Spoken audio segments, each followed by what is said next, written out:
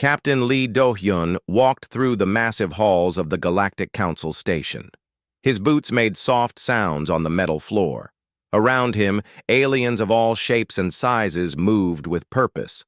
Some had scales, others had fur, and a few looked like walking trees.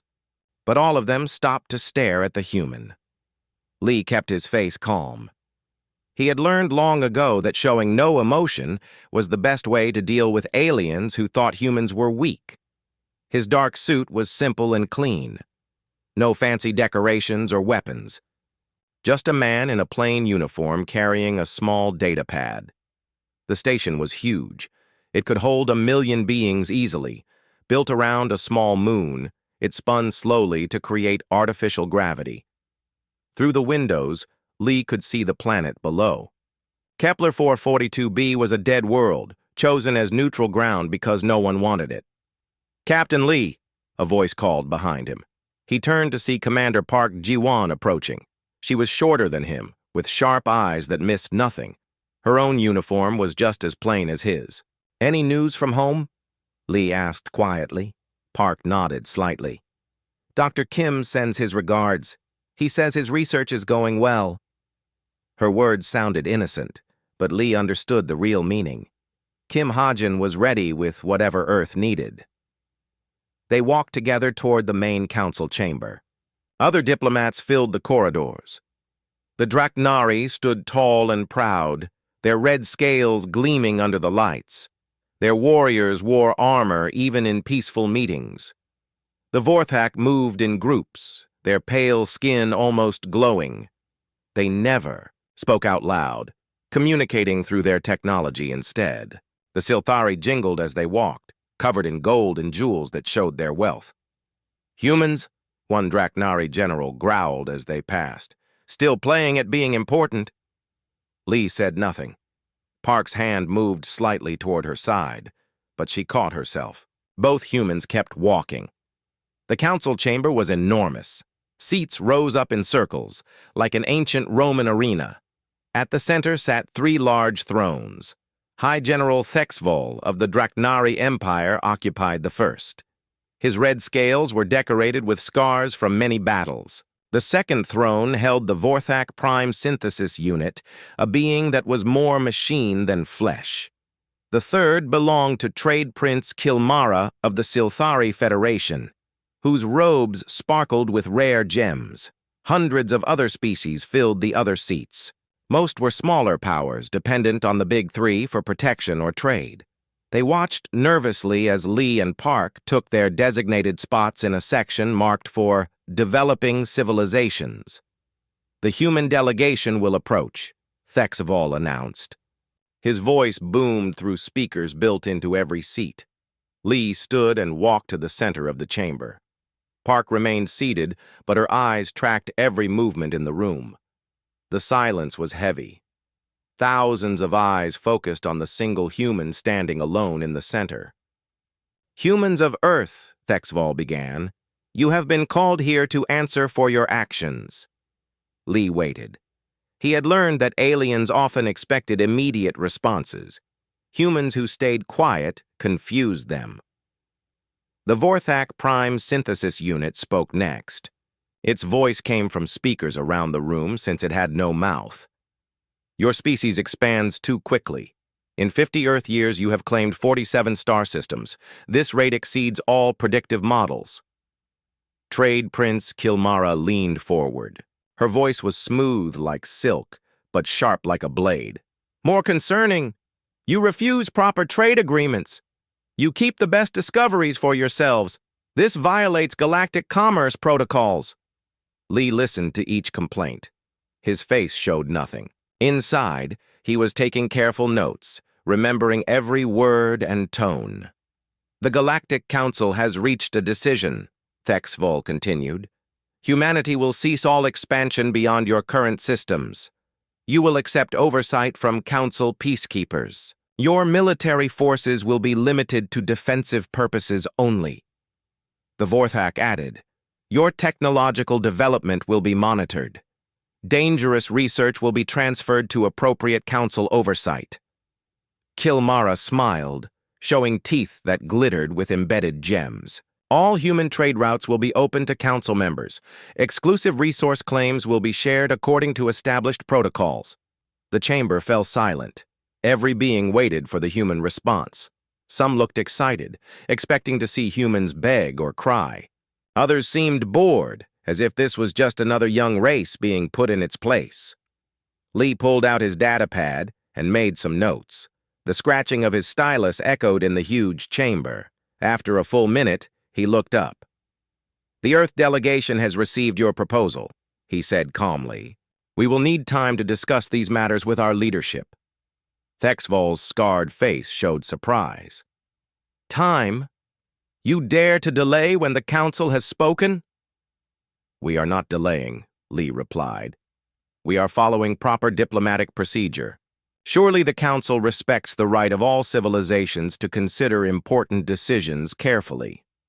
The Vorthak Prime made electronic sounds that translated as irritation. "How much time does humanity require?" Lee looked thoughtful, as if calculating something complex. 30 standard days should be sufficient." The chamber erupted in noise. Draknari roared with laughter. Vorthak units buzzed with electronic chatter. Silthari merchants whispered among themselves about profit opportunities. 30 days, Kilmara repeated with amusement, to decide whether to submit or be destroyed. How? Quaint. Lee bowed slightly. The Earth delegation thanks the Council for its patience. He turned and walked back to his seat with the same calm pace he had used to approach. As the session ended, aliens began filing out of the chamber. Many looked at the humans with something between pity and contempt. A few seemed almost sad, as if they remembered when their own species had been forced to make similar choices. Park waited until most beings had left before speaking. "They think we're afraid." "Good," Lee replied quietly. "Let them think that." "The fleets are already moving," Park observed. Draknari warships left their home ports an hour ago. Vorthak planet killers are powering up. The Silthari are calling in their trade debts across the galaxy. Lee nodded.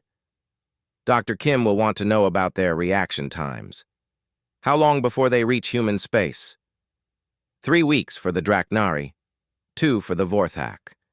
The Silthari started their economic pressure immediately. They walked together through the emptying station. Around them, alien diplomats and soldiers prepared for what they thought would be a short, easy war against primitive humans. "Should we send a warning to Earth?" Park asked. Lee smiled for the first time that day. "Earth already knows. They've been watching this chamber through our equipment for hours." As their shuttle prepared to depart, Lee looked back at the massive station. In a few weeks, everything would change. The galaxy had made its choice. Soon, humanity would make theirs. The shuttle's engines hummed to life. Through the window, Lee watched alien warships gathering in nearby systems. They moved with confidence, certain that overwhelming force would bring quick victory. They had no idea what was waiting for them. Commander Park Ji-won stood in the hidden command center deep beneath Luna's surface. The room was dark except for the glow of hundreds of screens. Each screen showed a different part of human space, ships moving between colonies, stations orbiting, planets, people going about their daily lives. To anyone watching from outside, everything looked normal. "Status report," Park said to the room. Admiral Kang Minho stepped forward. He was a big man with gray hair and calm eyes. His uniform looked like those worn by merchant captains, but Park knew better. "All merchant fleets are in position. The aliens are tracking our ships, but they still think we're just cargo haulers." Dr. Choi Nara looked up from her workstation. She was young for such an important job, but her mind was brilliant. "Terraforming stations report ready status. The Draknari scouts flew right past Station 7 yesterday. They counted it as a civilian installation." Colonel Yoon Tae-hyuk spoke from the shadows. He rarely showed himself in bright light. Special units are embedded with alien forces. We know their plans before their own soldiers do. Park nodded at each report. Everything was going according to plan. The plan that had been 50 years in the making. On the main screen, she watched a Draknari battleship patrol the edge of human space. The red-scaled warriors believed they were gathering intelligence on weak human defenses. They had no idea that their own ship was being watched by devices smaller than dust particles. "Show me the Vorthak movements," Park ordered. The screen changed to show pale ships shaped like crescents. They moved in perfect formation toward what they thought was Earth's most valuable system. Their energy readings were enormous. Each ship could destroy a planet. "They're bringing planet killers," Dr. Choi observed. "They want to make an example of us." "Let them come," Park replied. "Dr. O has been waiting to test his new shields." Across the galaxy, humans went about their business as if nothing was happening. On colony worlds, farmers tended their crops. In asteroid mines, workers dug for valuable metals. On space stations, families ate dinner and children played games. But appearances were deceiving. The farmer driving his tractor was Colonel Shin Jae-woo, one of Earth's best military strategists. His farm was built over a weapons facility that could arm 1,000 ships. The miners were engineers who had spent decades learning alien technology. Every family on every station had at least one member who was really a soldier, scientist, or spy. Dr. Kim Ha-jin sat in his laboratory on Earth, looking at samples from dozens of alien species. His official job was studying alien biology to help with medical treatment. His real job was finding weaknesses. "Fascinating," he said to his assistant. "Draknari scales are incredibly strong, but they become brittle at specific frequencies. Vorthak cybernetics can be disrupted by electromagnetic pulses. Silthari nervous systems are vulnerable to certain chemical compounds." His assistant, who was really Lieutenant Commander Bang Seo-yoon, made careful notes. "Should we prepare delivery systems?" "Only as a last resort," Kim replied. "We prefer not to cause permanent harm. But if they force our hand—" He didn't finish the sentence. Both knew what it meant. Meanwhile, the aliens continued their preparations. Draknari General Thexval met with his war council aboard his flagship. The ship was massive, covered in armor and weapons. Its crew of 10,000 warriors prepared for glorious battle. "The humans have not moved a single warship," reported his intelligence officer. "Their merchant vessels continue normal trade routes. No military buildup detected." Thexval's scarred face showed satisfaction.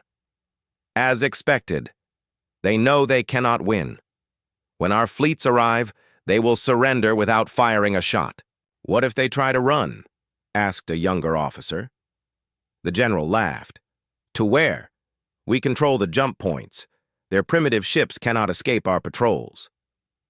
On the Vorthak Prime synthesis ship, electronic minds calculated probabilities.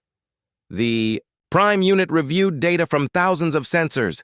Human response probability updated," it announced to the collective. 97% chance of immediate surrender upon demonstration of superior firepower. 2% chance of token resistance lasting less than 1 solar day.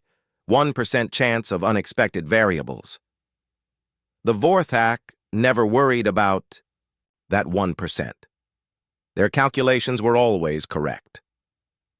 The Silthari took a different approach. Trade Prince Kilmara sat in her golden palace, surrounded by advisors from 100 worlds. "Economic pressure is already working," reported her chief accountant. "Human trade routes are being blocked. Their colonies will run short of supplies within days." "Excellent," Kilmara purred. "When they cannot feed their people, they will accept any terms we offer." None of the alien powers noticed what was really happening in human space. The merchant ship hauling grain to Colony Delta 7 was actually the heavy cruiser Seoul, its weapons hidden behind false cargo containers. Captain Lee Minseo watched alien scouts on his sensors and smiled. They saw exactly what they expected to see. The terraforming station orbiting New Busan was really Fortress Aegis, Dr. Oh Kyung-won's masterpiece. Its planetary shields could protect an entire world from attack. Its weapons could destroy fleets. But from outside, it looked like equipment for changing atmospheric composition. The research facility on asteroid KL-447 was actually Intelligence Station Whisper, where Spy Master Lim Seokjin coordinated information from across the galaxy. Every alien communication was intercepted. Every fleet movement was tracked. Every battle plan was known. Commander Park watched it all from her hidden bunker. Status reports flowed in constantly. Draknari fleet will reach the outer colonies in 18 days, reported Admiral Kang. Vorthak planet killers charging for maximum range shots, added Dr. Choi. Silthari trade blockade at 70% completion, noted Colonel Yoon. Park studied the tactical displays. Red dots showed alien fleets moving toward human space. Blue dots showed human positions. To most people, it would look hopeless. Humans were outnumbered 100 to 1, but Park saw something different. Every red dot was exactly where humans wanted it to be. Every alien ship was following predictable patterns. Every enemy fleet was moving into carefully prepared positions. How? Long since the Galactic Council meeting? She asked. 22 days, someone replied. 8 days left, Park mused. Captain Lee will give his answer soon. She activated a secure communication channel. Earth Command, this is Luna Base. Request final authorization codes. The reply came instantly. Authorization granted. Execute protocol revelation on command. Park looked around the room at her staff. These men and women had worked in secret for decades. They had watched alien fleets threaten human colonies. They had listened to alien leaders dismiss humanity as weak and primitive.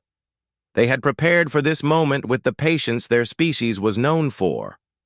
Prepare all units, she ordered. In 8 days, the galaxy learns who we really are. On the screens around her, alien fleets continued their confident advance toward human space. Their commanders planned victory celebrations. Their troops sharpened weapons for easy conquest. Their leaders divided up human colonies like pieces of cake. None of them suspected that they were walking into the most carefully planned trap in galactic history. Dr. Kim Ha-jin finished his analysis and sealed the samples away. His research was complete. If needed, humanity could stop any alien species without killing them. It was a mercy their enemies had never shown to others. Admiral Kang checked the status of his hidden fleet one last time. Thousands of ships disguised as civilian vessels waited for the signal. Their crews were ready. Their weapons were charged. Colonel, Yoon's special forces reported from inside alien fleets. They had spent years earning the trust of alien commanders. Soon, that trust would be used against them. The trap was set. The hunters had become the hunted, and the galaxy's greatest powers had no idea what was coming for them. Captain Lee Do-hyun walked into the Galactic Council chamber for the second time. 30 days had passed since the ultimatum. The same aliens filled the same seats, but the atmosphere was different. Where before there had been curiosity, now there was certainty. The galaxy's most powerful forces had positioned their fleets. The trap was set. High General Thexavol sat forward on his throne, his scarred red scales gleaming under the lights. Human, you return to give us your surrender. The Vorthak Prime Synthesis Unit hummed with electronic satisfaction. Resistance calculations complete. Human military capacity insufficient for meaningful opposition. Trade Prince Kilmara smiled, her gem-covered teeth sparkling. Your colonies are already feeling the economic pressure. 3 worlds have requested emergency food supplies. How long before your people starve? Lee walked to the center of the chamber with the same calm pace as before. His uniform was still simple and clean. His face showed no emotion. He carried only his data pad. Behind him, Commander Park Ji-won and Dr. Kim Ha-jin took their seats in the human section. Kim looked nervous, constantly checking his notes. Park appeared alert but not concerned.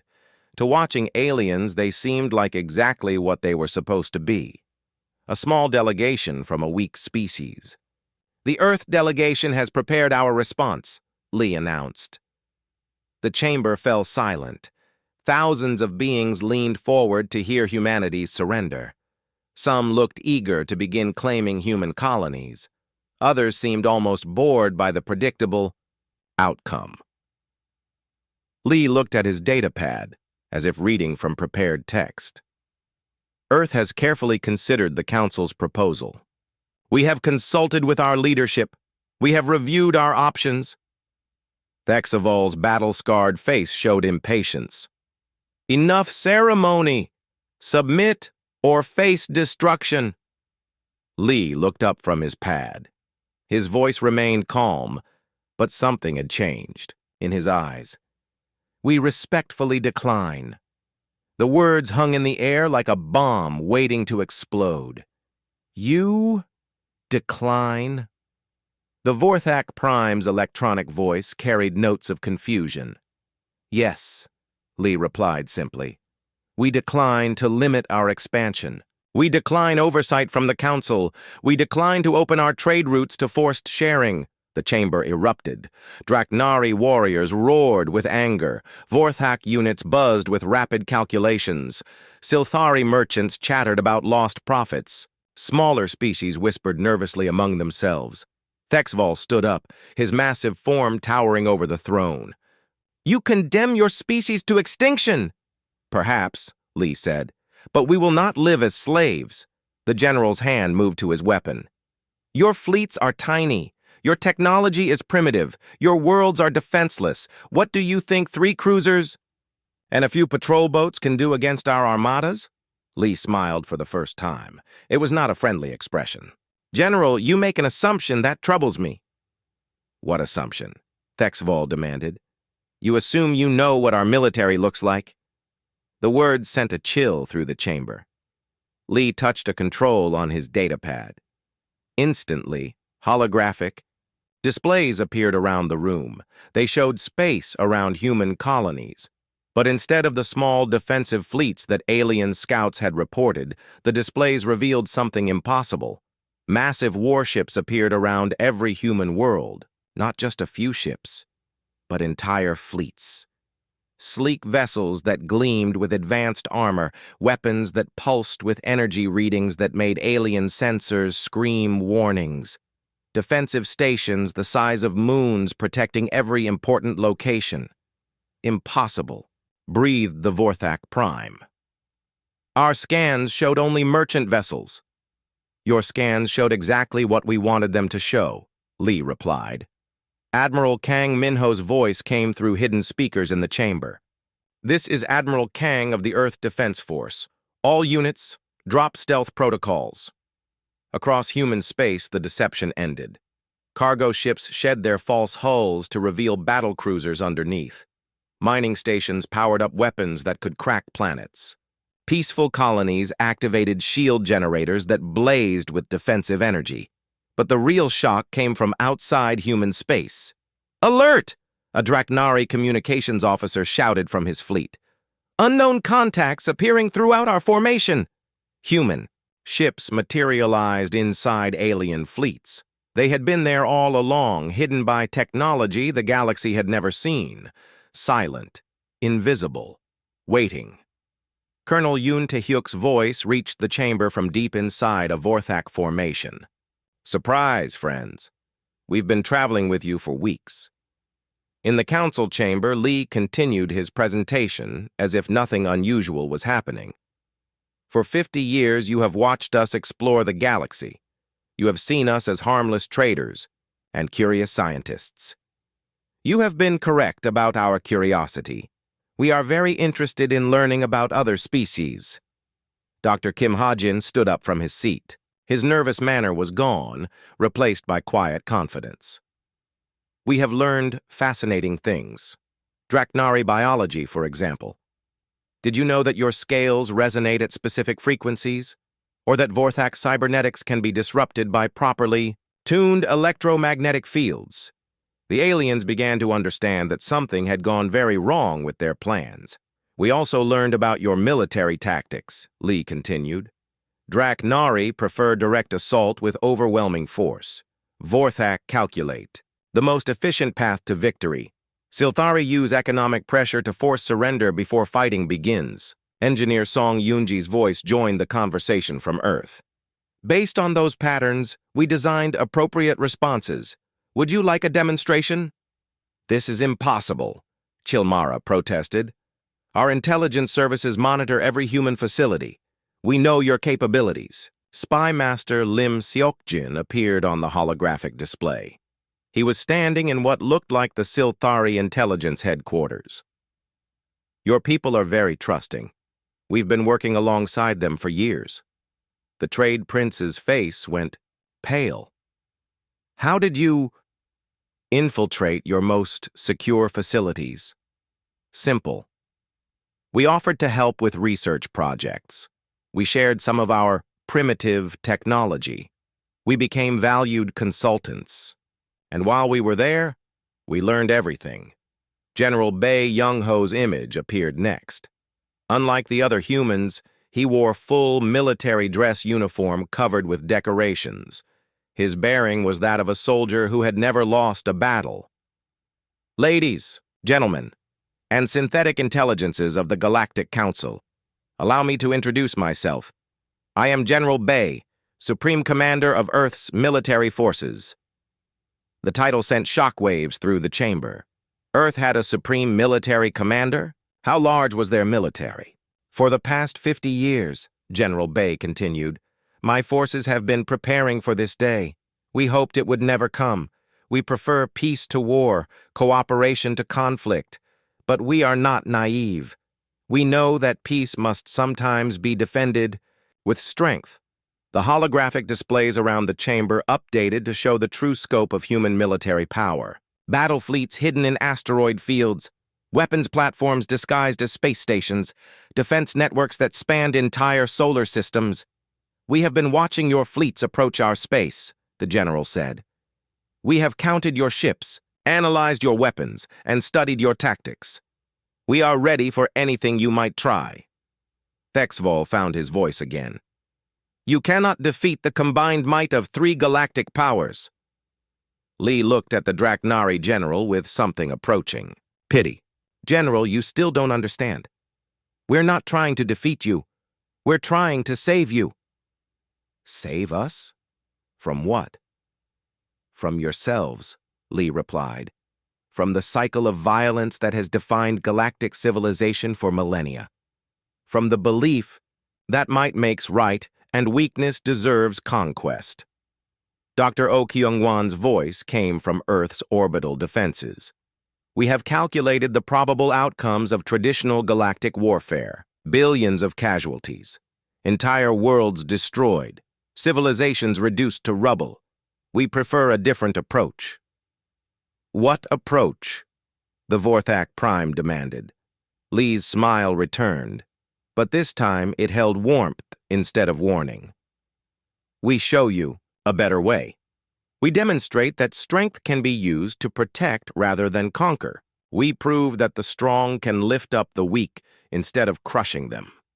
The chamber fell silent as the implications sank in. Humanity wasn't just militarily superior.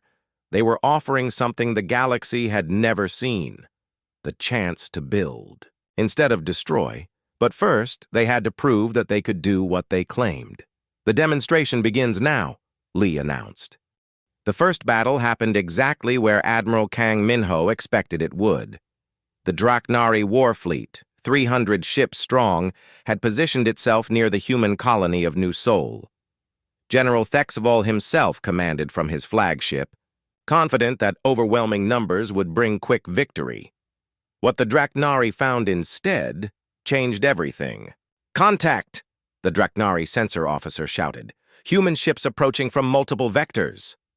Thexval studied his tactical display. 20 human vessels moved toward his massive fleet.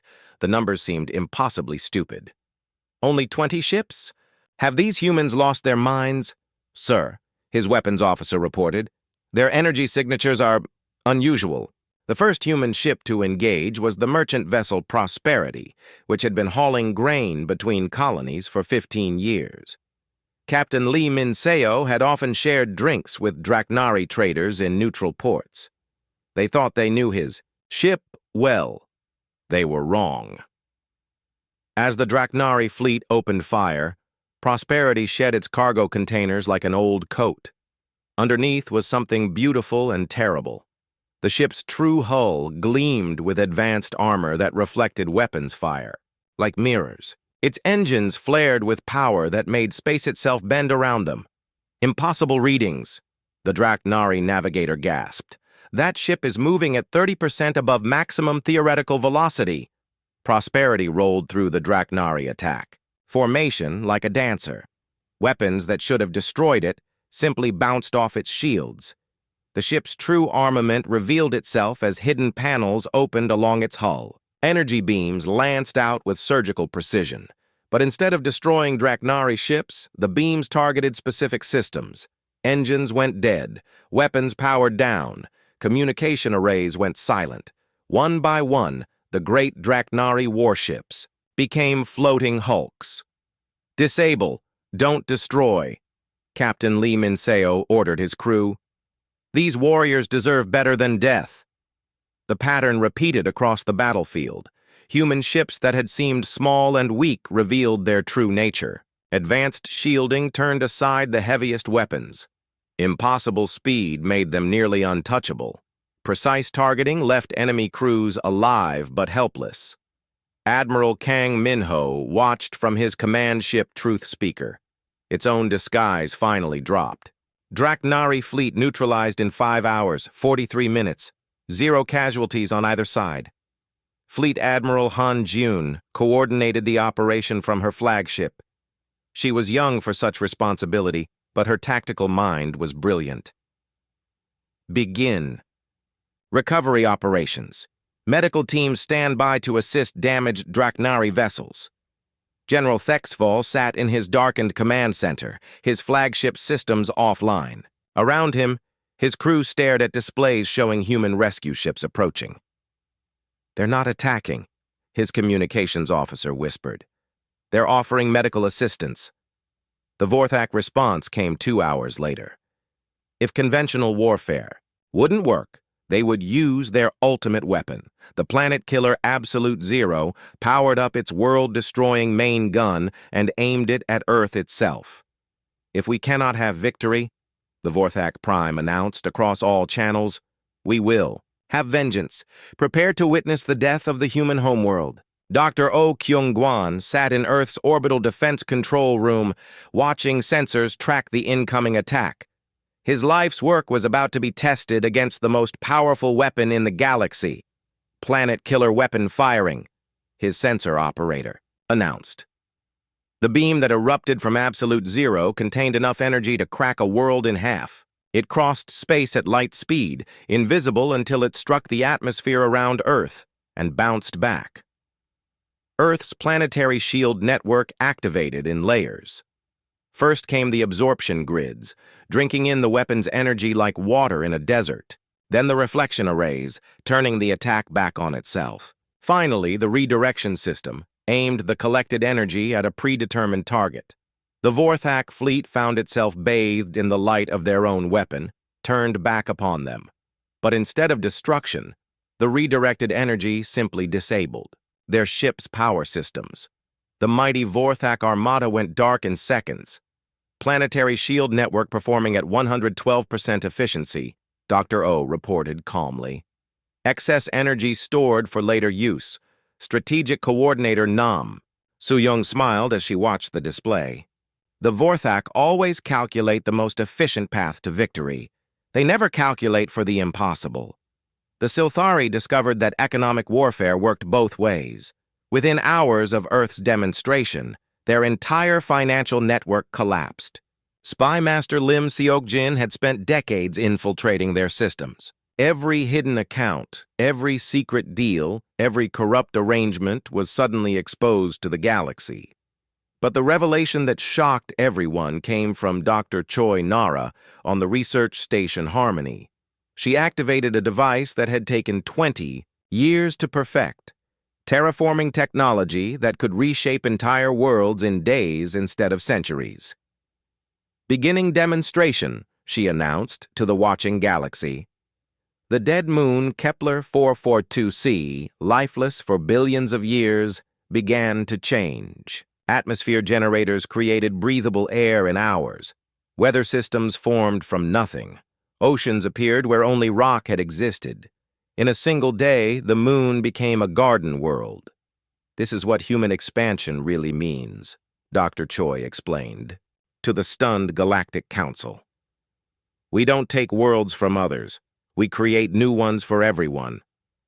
President Moon Jinwoo's face appeared on screens throughout the galaxy. He was an older man with kind eyes and a voice that carried authority without threat. Citizens of the galaxy, he began, today you have seen a demonstration of human military capability. But what you have witnessed is not conquest. It is protection, not destruction, but creation. Not domination, but liberation. The president's words reached every species, every world, every being capable of receiving communication. For too long, this galaxy has lived under the rule of the strong over the weak. Species have been conquered, enslaved, and destroyed by those with greater power. This ends now. Images appeared showing human medical teams treating wounded Draknari, warriors, human engineers repairing damaged Vorthak ships, human economists helping smaller species recover from Silthari financial manipulation.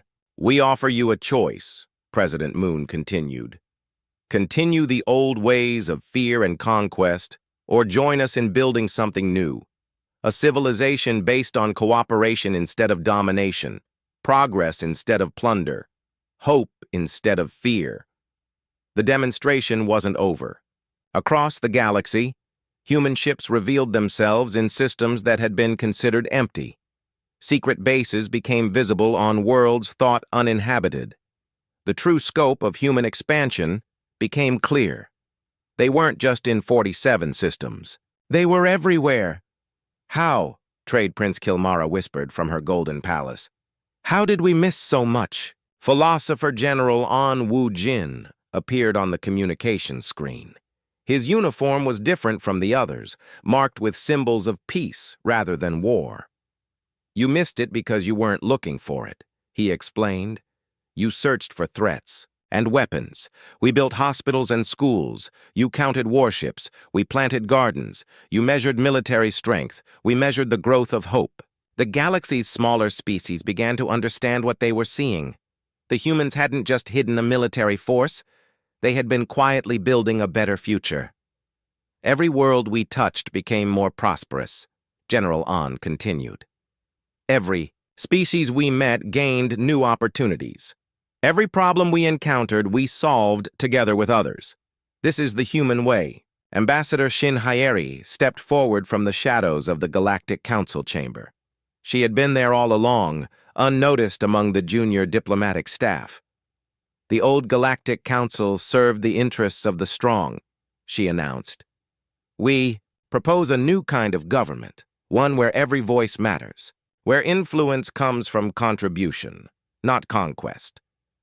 The three great powers sat in stunned silence. Their fleets were disabled but intact. Their crews were safe but defeated. Their authority was broken, but their people were unharmed. You could have destroyed us, Thexval said finally. Why didn't you? Captain Lee Do-hyun, still standing in the center of the chamber, answered for all humanity. Because that's not who we are. We believe that every species has something valuable to offer. Even those who have chosen to be our enemies can become our partners in building something better. The demonstration was complete. The galaxy's mightiest powers had been shown that their might meant nothing against those who chose wisdom over war. Now came the harder test, learning to live in peace. 6 months after the demonstration, the galaxy looked different, not in any way that could be seen from space, but in ways that mattered more. Fear had been replaced by hope. Suspicion had given way to cooperation. The strong no longer preyed upon the weak. Captain Lee Do-yun, now wearing the insignia of Galactic Peacekeeping Coordinator, stood in the new council chamber. Unlike the old arena designed to intimidate, this room was built for conversation. Circular tables replaced threatening thrones. Open spaces encouraged movement and discussion. Natural light from large windows reminded everyone that they shared the same stars. "The Zephyrian delegation has a concern," Lee announced to the assembled representatives. The Zephyrians were a small species that had never been allowed to speak in the old council. Their home world produced rare crystals that the Silthari had controlled for centuries. Ambassador Veltar of the Zephyrians stood nervously. His people were only 3 feet tall, with delicate wings that sparkled in the light. "The crystal mines? Our people have worked them for generations, but now that we control our own trade, we don't know how to set fair prices." Trade advisor Kim Nayan, formerly of the Silthari Economic Analysis Department, smiled encouragingly. "We can help with that. Fair trade benefits everyone, including the buyers." It was a scene that would have been impossible under the old system. A human coordinating between former enemies to solve problems peacefully. No threats, no ultimatums. Just people working together.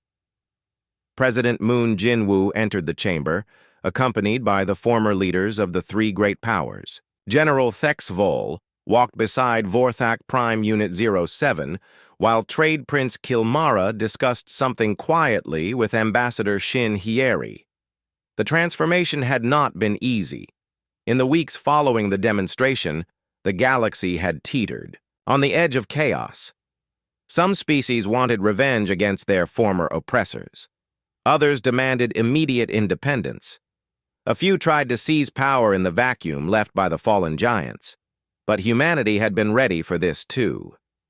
Dr. Kim Hodgins' medical teams had worked around the clock, treating species that had been denied proper health care for generations. His research into alien biology, originally intended for warfare, became the foundation for treatments that saved millions of lives. Dr. Choi Nara's terraforming technology created new homes for refugee populations. Worlds that had been stripped, bare by exploitation, became gardens again. Species driven to the edge of extinction found safe places to rebuild. Admiral Kang Minho's merchant fleet became exactly what it had pretended to be: cargo ships carrying supplies to worlds in need. Food for the hungry, medicine for the sick, tools for those ready to build better lives. The quarterly progress report, President Moon announced to the council. The holographic displays showed statistics that would have amazed the old galactic. Powers.trade between species had increased by 300%. Scientific collaboration had produced breakthroughs in medicine, energy, and agriculture. Wars between minor powers had dropped to 0. For the first time in galactic history, no species lived in fear of conquest. "These numbers tell a story," the president continued. "When people are not afraid, they create. When species work together, they solve problems that seemed impossible alone." Thexvol stood to speak. The proud Draknari general had changed in the months since his defeat. His armor was simpler now, designed for ceremony rather than war. His scars remained, but his eyes held something new: hope. "My people have always believed that strength must be proven in battle," he said. "We thought courage meant the willingness to fight. The humans taught us something different. True courage is the strength to choose peace when war would be easier." The Vorthak Prime had undergone its own transformation. Its calculations now focused on maximum benefit for all species rather than maximum efficiency for the few. Previous calculations were incomplete, it admitted. "We measured only power and resources. We failed to account for the value of cooperation. Human methods produce superior long-term outcomes." Kilmara's change was perhaps the most dramatic. The former trade prince had given up her golden palace to work directly with the species her people had exploited. Wealth means nothing if you gain it by making others poor, she said.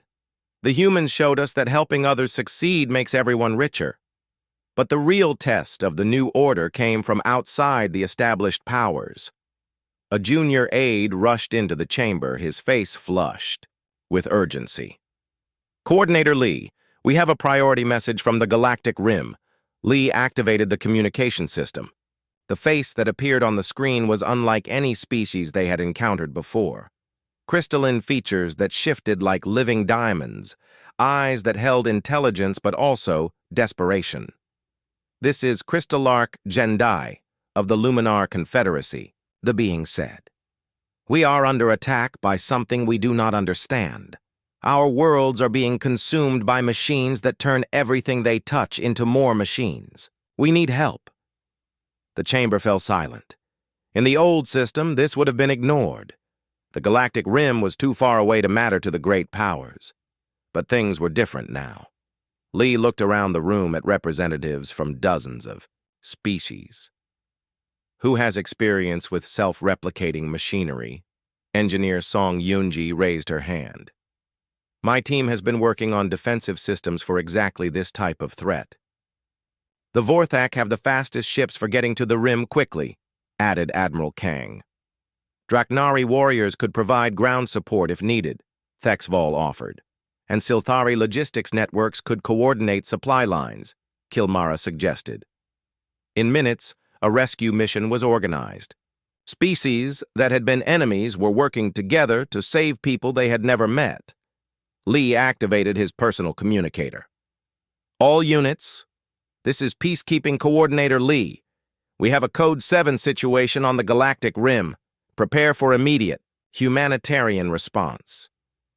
As the meeting broke up to coordinate the rescue effort, President Moon approached Lee privately. Do you ever wonder if we made the right choice? The president asked. Revealing ourselves, taking responsibility for galactic peace? Lee looked out the window at ships from a dozen species working together to load supplies for the rescue mission. Human vessels worked alongside former enemies, all focused on the same goal, helping those in need. I think about the alternative, Lee replied. If we had stayed hidden, the Luminar would face this crisis alone. Thousands of species would still live in fear. The galaxy would still be a place where might makes right. A young Zephyrian engineer ran past the window, his wings fluttering with excitement as he carried new shield generators to a Draknari transport. A Vorthak unit helped a group of Silthari traders calculate the most efficient distribution of medical supplies. This is what we were meant to build, Lee continued. Not an empire based on fear, but a community based on hope. Dr. Kim Hajian joined them at the window. His hair was grayer now, but his eyes sparkled with enthusiasm. The biological samples from the rim species are fascinating. If we can understand their crystalline structure, we might be able to develop new medical treatments for silicon-based life forms. It was typical of humanity's approach. Even in crisis, they looked for ways to learn and help. Ambassador Shin Hyeri appeared with a datapad full of reports. The rescue fleet will launch in 6 hours, 47 ships from 12 different species, the old galactic powers working together with dozens of smaller civilizations. Any problems with coordination? Lee asked. Shin smiled. Only good ones. Everyone wants to contribute more than we have room for. As the rescue fleet prepared to depart, Captain Lee Do-hyun made his way to the observation deck. The ships assembled outside were proof of how much had changed. Sleek human vessels, powerful Draknari battleships, efficient Vorthak transports, and elegant Silthari cargo haulers all worked together, but it was the smaller ships that meant the most.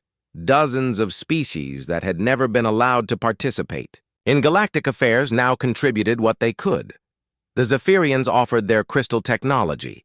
The aquatic Deepsworn provided underwater rescue equipment. Even the tiny Microbian Collective sent their expertise in nanoscale engineering. Philosopher General An Wu Jin approached the observation deck. His role had evolved into something unique, helping species understand their place in the new galactic community. The Luminar crisis will test everything we've built, he observed. Yes, Lee agreed, but it will also prove what we've accomplished. 6 months ago, this galaxy was divided by fear and hatred. Now, dozens of species rush to help complete strangers simply because they need assistance. The rescue fleet departed, in a blaze of light, carrying hope to the galaxy's edge. As Lee watched them go, his communicator chimed with an incoming message. "This is Survey Ship Horizon," came a familiar voice. "We've discovered something interesting on the edge of Sector 7. It looks like ruins of an ancient civilization. Should we investigate?" Lee smiled. Even after everything they had accomplished, humanity's greatest trait remained unchanged. Curiosity. "Investigate," he replied, "but follow standard protocols. If you encounter any life forms, remember that. We come in peace." As the sun set through the chamber's windows, painting the new council hall in golden light, Lee reflected on the journey that had brought them here.